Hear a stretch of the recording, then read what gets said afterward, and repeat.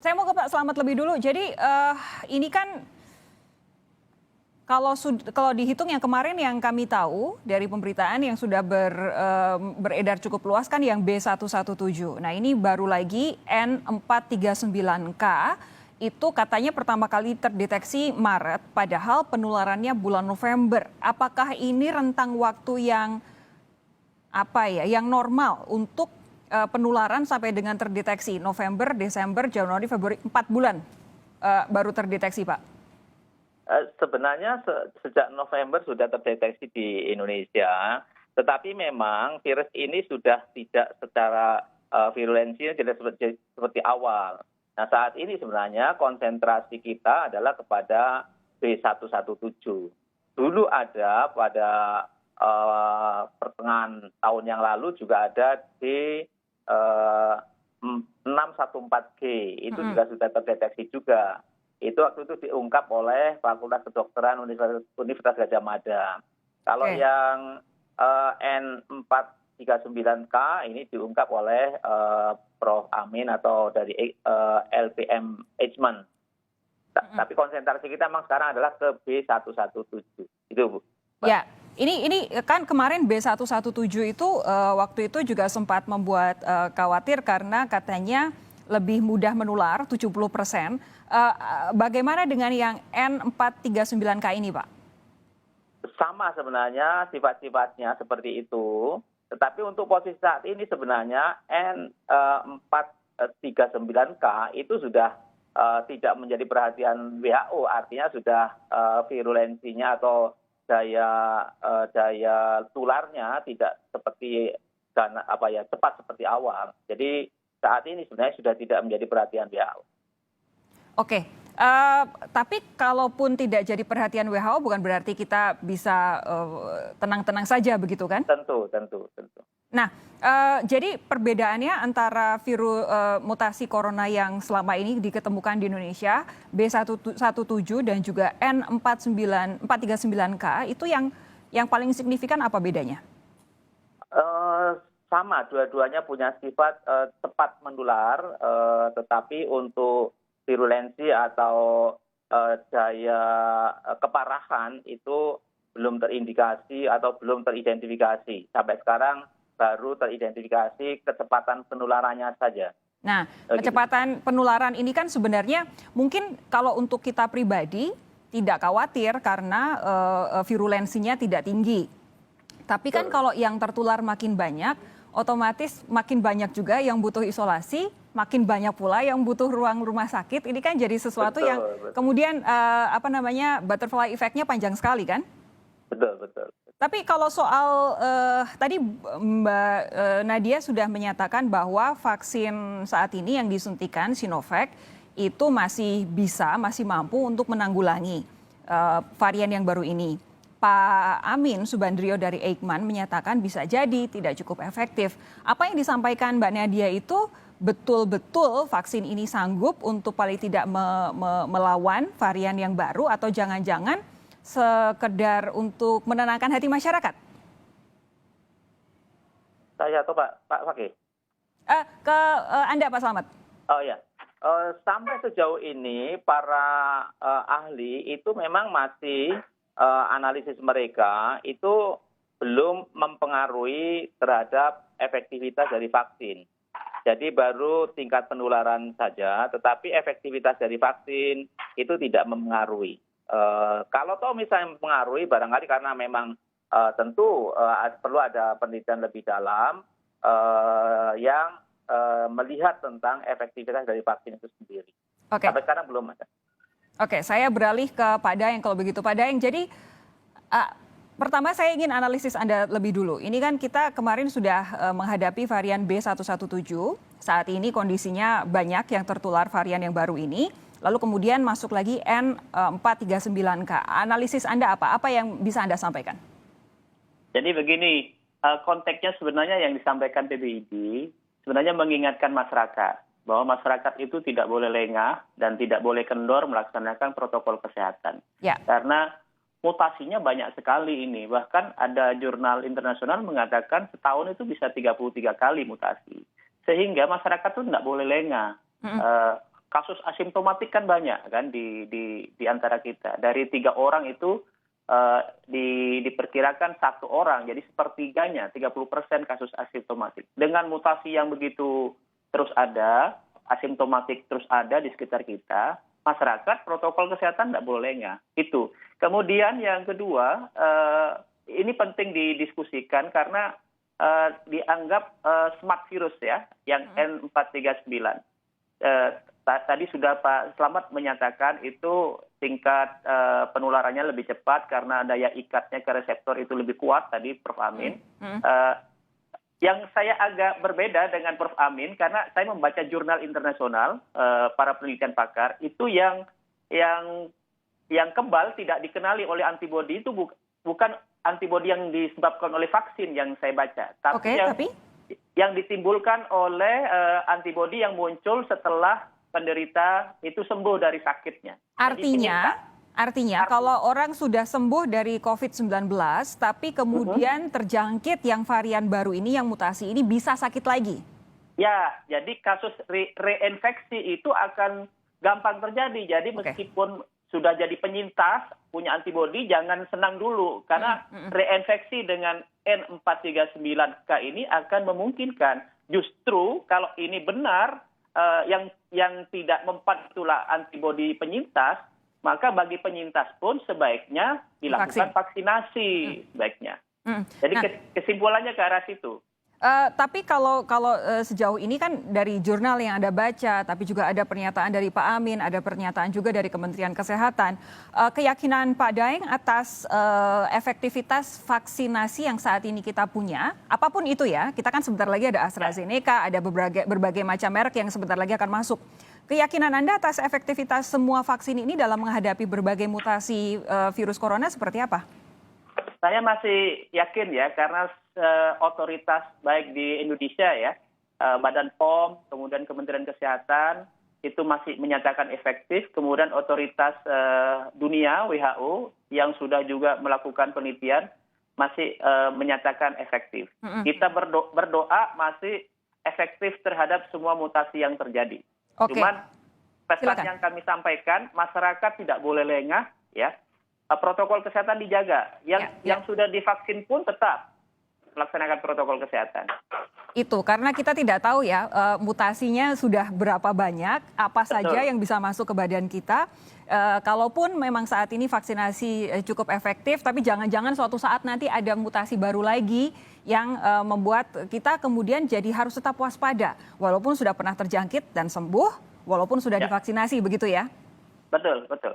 Saya kembali ke Pak Slamet. Pak Slamet, kalau untuk persiapan dari pemerintah, khususnya Kemenkes sendiri, apa untuk mutasi yang paling tidak saat ini kan yang dihadapi B117, tapi sudah harus juga waspada dengan N439K dan bukan tidak mungkin ada mutasi-mutasi yang baru lagi.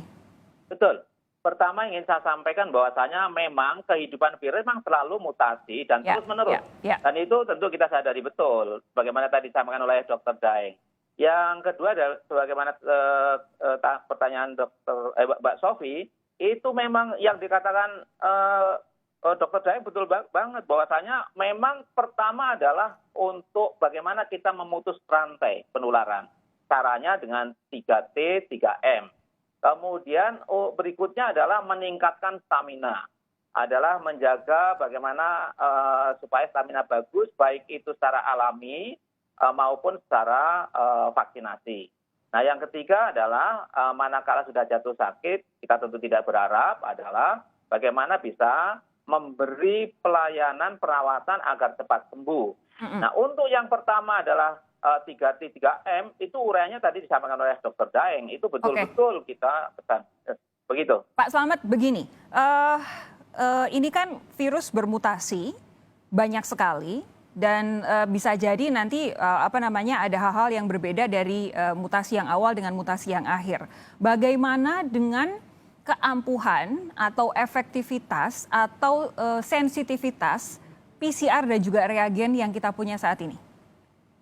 Untuk saat ini PCR masih menjadi gold standar yang dilegalisasikan atau memang diamati WHO. Betul.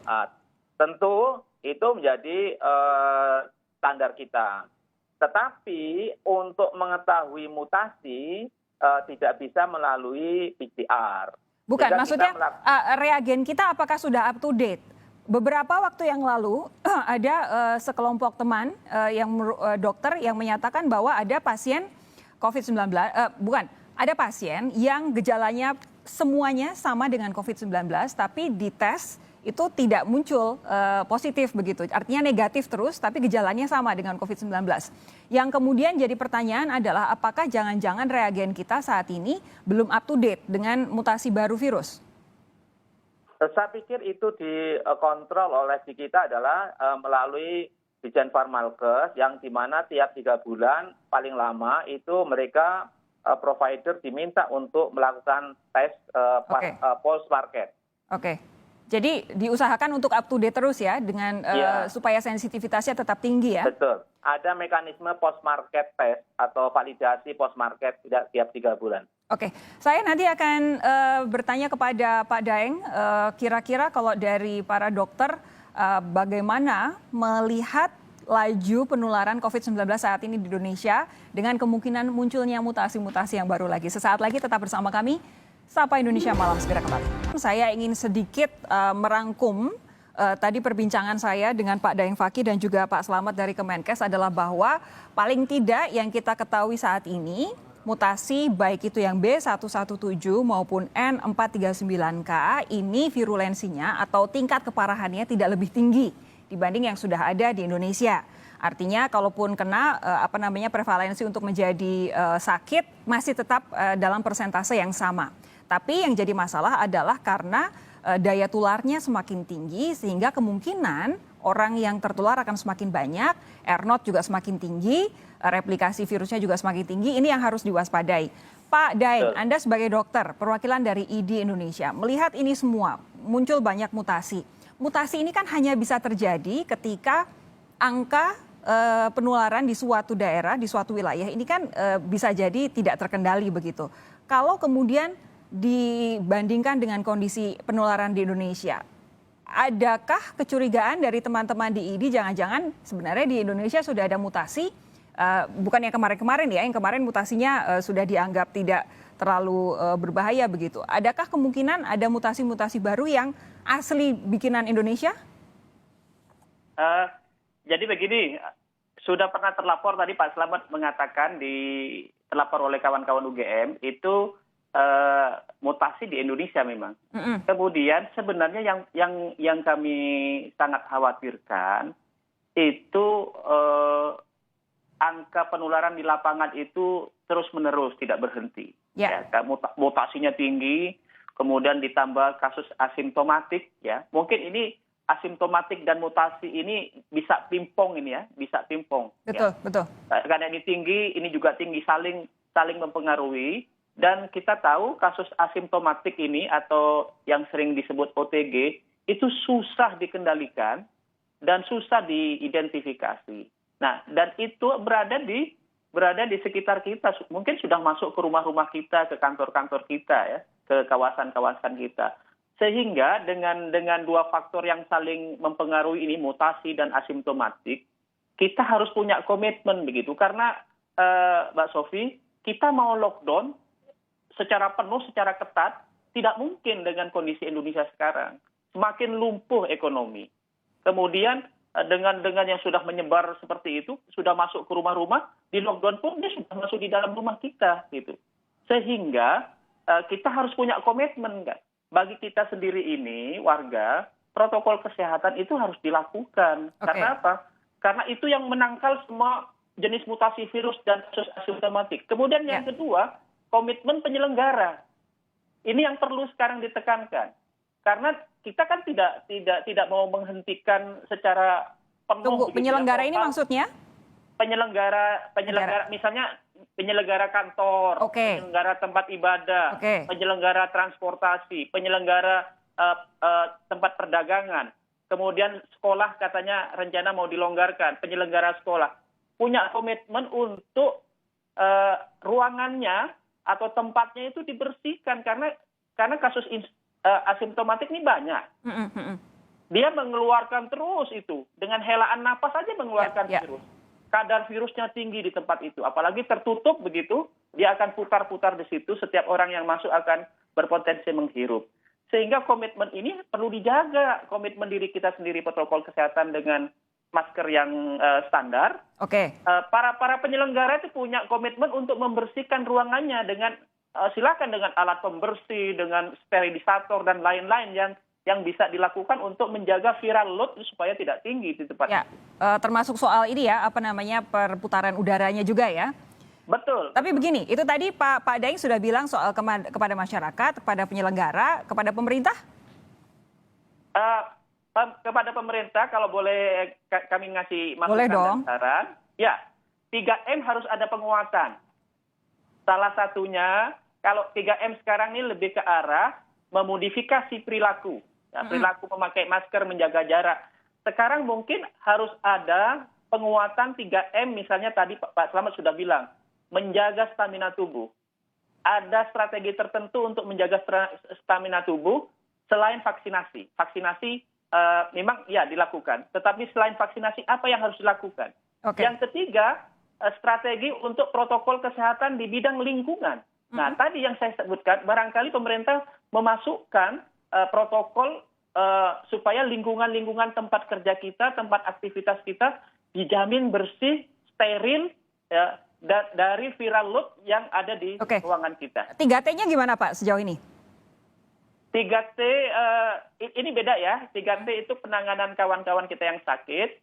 Pemerintah alhamdulillah saya melihat PPKM Mikro ini strateginya untuk memperkuat testing dan tracing. Saya kira itu yang sangat diperlukan untuk perkuatan 3T. Oke, testing tracing tetap butuh ya, karena mutasi semakin banyak, OTG bisa jadi semakin banyak, justru disitulah testing dan tracing jadi diperlukan. Terakhir Pak Slamet, dari apa yang disampaikan Pak Daeng, ada yang bisa Anda sampaikan, khususnya tadi soal mutasi yang asli mutasi Indonesia?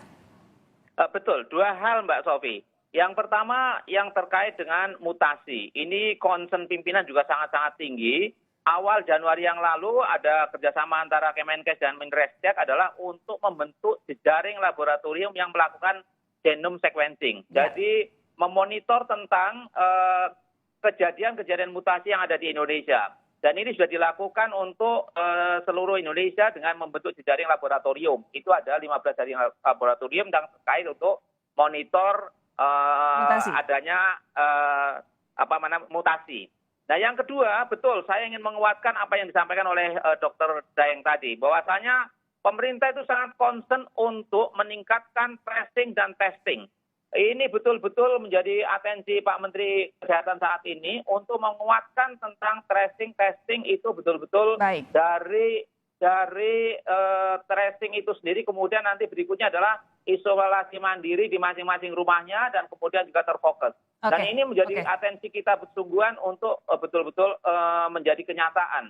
Melibatkan Babinsa, melibatkan Kantipas, kemudian Puskesmas, terkait dari PPKM Mikro. Itu yang menjadi concern kita. Yang jelas meskipun vaksinasi sudah dimulai, masih sangat banyak masyarakat Indonesia sebagian besar belum tervaksinasi dan mutasi virus akan selalu ada. Jadi tidak boleh kendor semua, baik dari pemerintah maupun dari masyarakat sama sekali tidak boleh kendor. Pak Slamet terima kasih, Pak Daeng Fakih terima kasih. Sehat terus Anda berdua. Kita jumpa lagi lain waktu.